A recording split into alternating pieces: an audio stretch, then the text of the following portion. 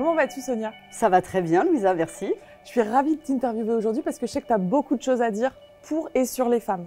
C'est vrai qu'il y a encore beaucoup de choses à dire. Et j'aimerais tout de suite commencer avec cette phrase que tu m'as confiée lors de notre premier échange, où tu m'as dit « Tu sais, dans le domaine du journalisme sportif, à valeur et compétences égales, les femmes doivent toujours faire plus que les hommes afin de prouver qu'elles sont capables et qu'elles s'y connaissent autant. » C'est vrai, on doit faire 2 fois plus nos preuves. C'est-à-dire qu'on aura beau faire le même travail qu'un homme, ce ne sera pas assez. Il faudra montrer qu'on sait faire plus, qu'on sait faire mieux, en tout cas qu'on peut le faire si on nous le demande. On doit davantage prouver sa valeur et c'est encore d'actualité aujourd'hui, malheureusement. Déjà, merci de nous accueillir chez toi. Avec plaisir, bienvenue à la maison. C'est sublime, moi je suis ravie d'être ici. Est-ce que je dois te féliciter d'être la première femme à présenter la Ligue des Champions? Ou est-ce que je dois te féliciter d'avoir obtenu ce poste tant convoité des journalistes sportifs? Peut-être la deuxième. C'est vrai que c'est le Graal. Quand on aime le foot, la Ligue des Champions, c'est peut-être une des compétitions qu'on apprécie le plus. C'est vrai, quand on aime son pays, on aime regarder l'Euro, la Coupe du Monde, mais c'est une fois tous les 2 ans, tous les 4 ans. La Ligue des Champions, chaque saison, on vibre. Et donc présenter cette saison de Ligue des Champions, c'est incroyable. Je prends autant de plaisir à la présenter qu'à la vivre devant ma télé. Donc le fait que tu sois la première femme à présenter la Ligue des Champions, c'est pas un sujet?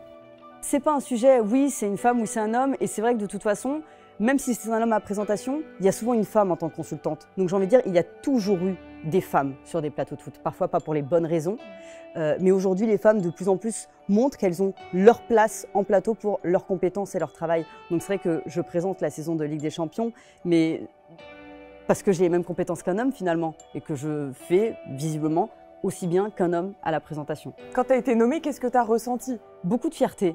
C'est vrai, et il faut pas se cacher, il faut pas en avoir honte de se dire qu'on est fier de notre parcours, que notre travail soit reconnu en fait, que nos efforts aussi soient reconnus, et faut être fier de soi et fier de se dire j'ai réussi.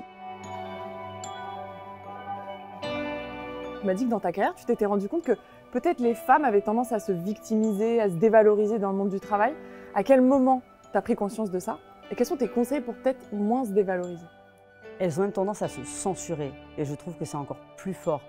C'est-à-dire que soit elles sont déjà dans le milieu, et il y a des opportunités, et elles vont se dire « je ne vais pas postuler, de toute façon ce ne sera pas pour moi, de toute façon il y a lui, et il va être choisi lui, et de toute façon je suis une fille, on ne me prendra pas en tant que chef parce que c'est du sport ou c'est du foot ». On sait qu'on est capable de plus, il y a des opportunités, mais on ne va pas les saisir parce qu'on n'ose pas. Et c'est vrai qu'on le voit aussi, quand les femmes deviennent mamans, elles se censurent encore davantage. Quand c'est un job où il faut voyager, par exemple, où il faut travailler le soir, ou travailler les week-ends sur les championnats, on va se dire « comment je vais m'organiser?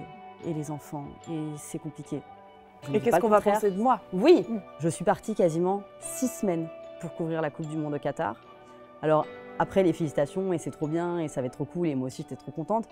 La question qu'on m'a le plus posée, c'est « comment tu vas faire pour quitter ton fils autant de temps ?» Et ces questions sont gênantes. Et un homme, on ne lui dirait pas « ah bah tu vas quitter tes enfants ». On ne lui dirait pas ça. Et ça ne veut pas dire qu'on est une mauvaise mère. Il faut vraiment s'enlever cette image. On ne jugerait jamais un père qui laisse ses enfants. Et je ne dis pas qu'il faut juger le père. Il faut en juger aucun des deux. Et les mamans se posent trop la question. Il faut se la poser, mais pas plus qu'un homme.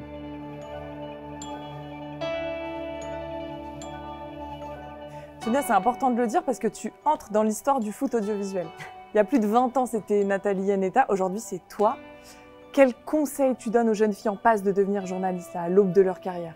De ne pas hésiter, d'oser. J'ai envie de dire, quand on se lance dans des études, c'est qu'on s'en croit capable, on croit qu'on peut faire carrière, mais c'est pas tant d'y croire, c'est elles se disent « je n'aurai pas ma place, on ne me donnera pas ma chance ». Et c'est faux. Oui, ça a été difficile, mais les choses changent et plein de rédactions font en sorte que ça change. À RMC Sport, il y a ce comité qui a été créé avec des hommes, avec des femmes pour réfléchir ensemble comment donner plus de place à la femme. Et pas parce qu'elle est une femme, mais se rendre compte et prendre conscience que parfois la femme a autant de compétences qu'un homme pour un certain poste. Il ne faut pas qu'elle se censure et qu'elle se dise « bon, je vais faire autre chose, j'aimais bien le sport, mais je ne vais pas le faire parce que c'est trop compliqué ». Ce sera dur, c'est sûr, mais ça évolue tellement aujourd'hui les mentalités qu'il ne faut vraiment pas lâcher. Merci beaucoup Sonia pour ta passion, ta spontanéité et tous les conseils que tu as pu donner aux jeunes femmes, parce que tu restes un exemple. Merci. Merci à toi.